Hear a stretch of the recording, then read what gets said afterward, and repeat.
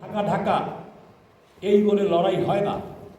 এক্ষেত্রে শফিকুর রহমান গাবাতের আমির একটা কথা বলেছেন লালমনিরহাটে, প্রতিবেশীর সঙ্গে আমরা সৎ সম্পর্ক চাই, ভালো সম্পর্ক চাই, সমতা ন্যায্যতার ভিত্তিতে। সবাই আমরাও তাই বলতেছি, ভারতের সঙ্গে বন্ধুত্ব চাই, কিন্তু সমতা ন্যায্যতার ভিত্তিতে। তাহলে আজকে শেষ করি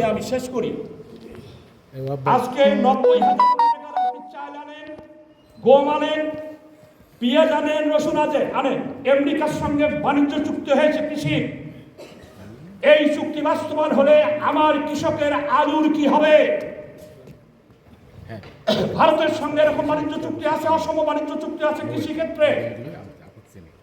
আমরা বলছি তিস্তা ঠিক করে দাও, পেঁয়াজ আমরাই রপ্তানি করব, আর রসুন আমরাই রপ্তানি করব।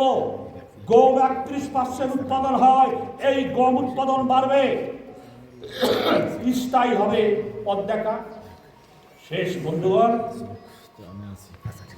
রংপুর অঞ্চলের একটি মাত্র প্রকল্প তিস্তা মহাপরিকল্পনা বাস্তবায়ন হলে এখানে কৃষি হবে, নবায়িতজাত সোলার প্রজেক্ট হবে, ইন্ডাস্ট্রিয়াল জোন হবে, কৃষি জোন হবে, দুই ধারের নগরায়ণ হবে, দুই ধারের পাকা রাস্তা হবে, কানেক্টিভিটি হবে, নৌপথে হবে, রাস্তা পথে হবে।